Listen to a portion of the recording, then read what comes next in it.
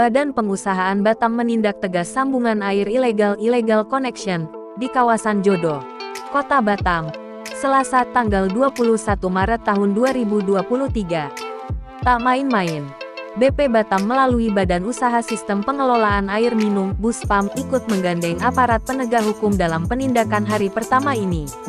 Direktur Badan Usaha SPAM BP Batam, Denny Tondano, mengatakan bahwa tindakan ini menjadi salah satu komitmen BP Batam untuk menekan angka kebocoran atau tingkat kehilangan air di Jodoh yang cukup tinggi.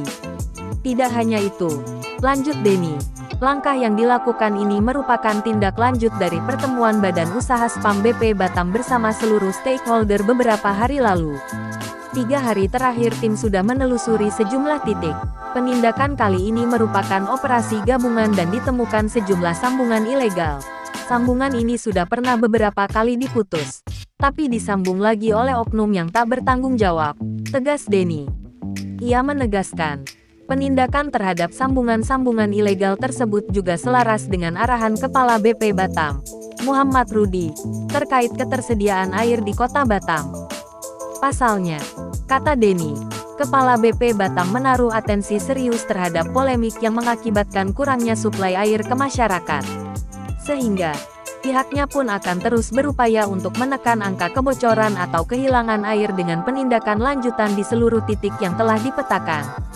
Untuk tahap awal, SPAM Batam bersama aparat penegak hukum akan melakukan langkah persuasif ke masyarakat yang menggunakan sambungan ilegal.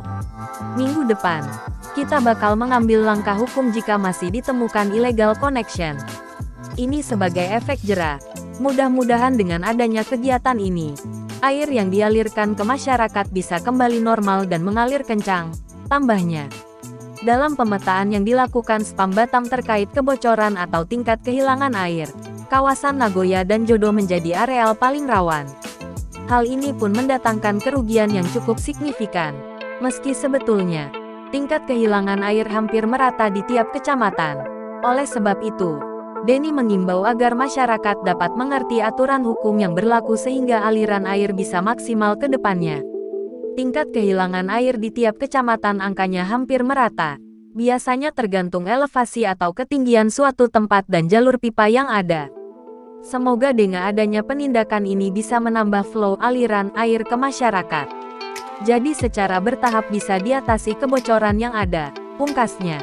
Dari catatan yang ada, angka kehilangan air di wilayah kerja SPAM Batam sekitar 18%. Dengan total kehilangan hampir 500 liter per detik. Untuk kawasan Jodoh, tingkat kehilangan air pun mencapai 26% dan menjadi titik paling rawan dibandingkan daerah lain. Di Jodoh ini persentase kehilangannya cukup signifikan, ujar manajer komersial unit usaha SPAM Hilir, Misyar Yunanto, di lokasi penindakan. Sementara, salah seorang pedagang di lokasi penindakan mengaku tak mengetahui detail terkait aturan sambungan air yang digunakan. Pedagang tersebut mengaku, dirinya tak tahu menahu tindakan yang dilakukannya dapat merugikan banyak orang. Kami juga baru nyambung, ada orang nawarkan. Jadi kami ikut saja, ujarnya.